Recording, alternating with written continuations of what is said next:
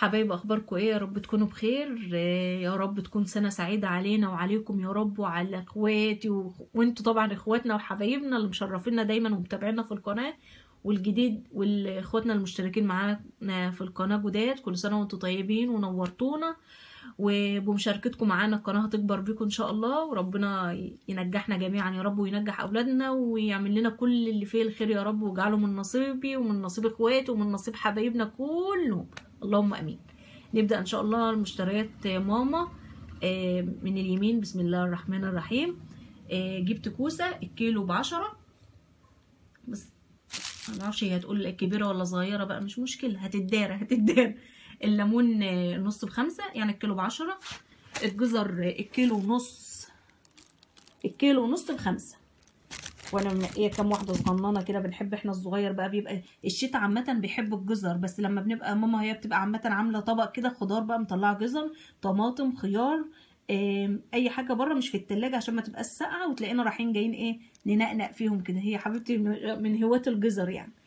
الطماطم ب5 وبقت غاليه، هتغلى كده، حاسه اللي هي غاليه ومش حلوه، في اللي هي حتى اللي هي المستويه ماسكين فيها ب4، اللي كانت 3 ب10. ما اعرفش ايه اللي بيحصل، بقولك ولسه هتغلى يعني. ربنا يستر على الطماطم بقى، يعني اللي ملحقش يعملوا كيسين صلصه على الماشي كده كده. ده الخضار، طماطم وجزر وكوسه والليمون. ندخل بقى على الفاكهه الجميله، فاكهه الشتاء، الفراوله.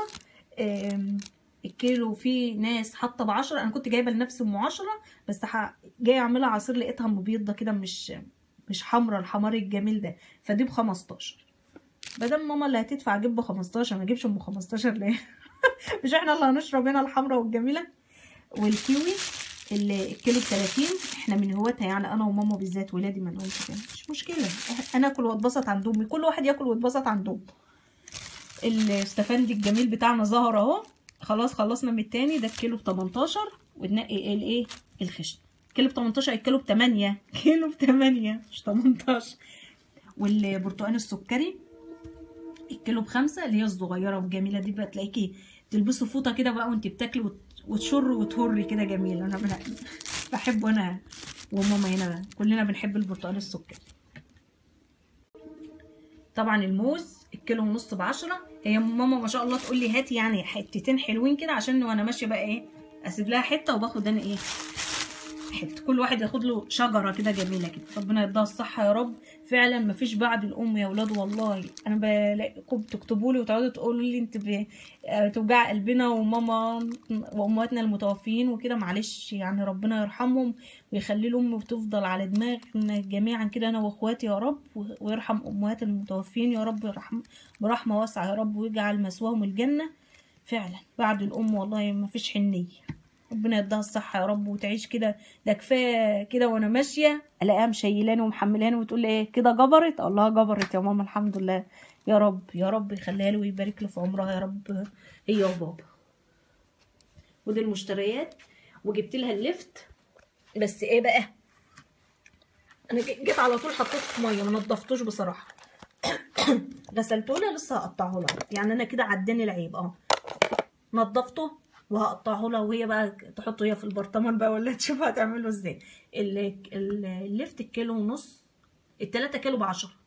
عامة انا وماما بنجيب على طول الكيلو ونص على قد البرطمان، عشان ما يبقاش إيه يتهرى مننا يعني، على قد كده يخلص نجيب تاني.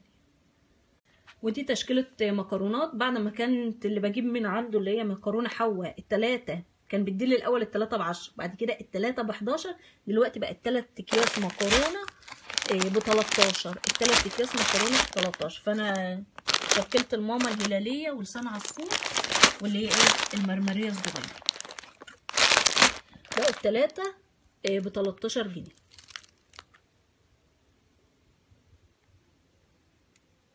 فنشوف بقى تكمله يومنا. انا برضو جبت سمك ونضفته عندي، بس ما عرفتش بقى اصور عشان انجز. فهنا هظبط بقى ونقله ان شاء الله النهارده على الغدا.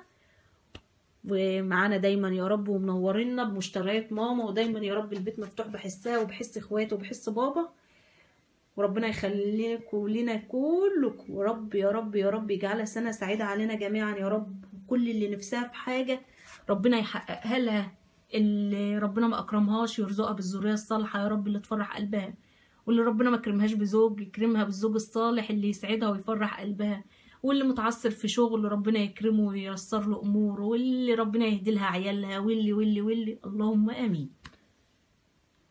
في حبايب كتير كانوا بيسالوني على طريقه البتنجان اللي كنت عملته معاكم في السمك المقلي، واللي النهارده برضو سمك مقلي فعاملينه معاه. يعتقد يعني بالذاكره بتاعتي اخت ام مازن حبيبتنا ام مازن هي ممكن اللي كانت سالت، بس يا رب الذاكره بتاعتي تكون صح.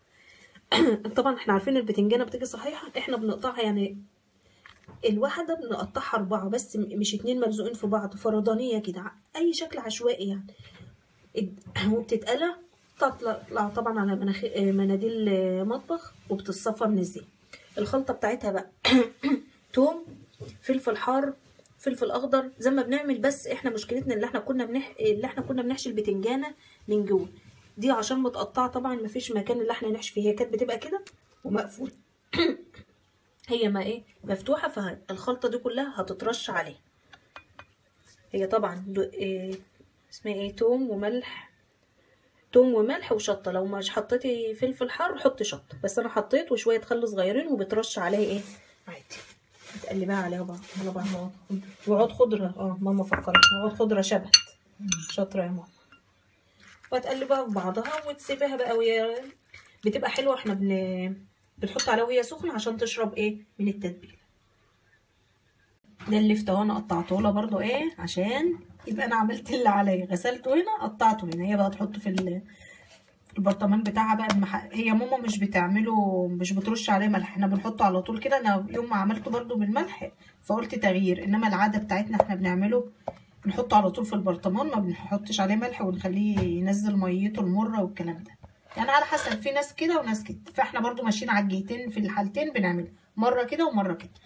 وبرضو دي صلصه لقيتها ماما مفرماها، فهي برضو بتجيب هتعمل بقى كميه بصل حلوه كده وتحطها عليها هتسبكها لاي محشي وتحطه في الفريزر ونطلع.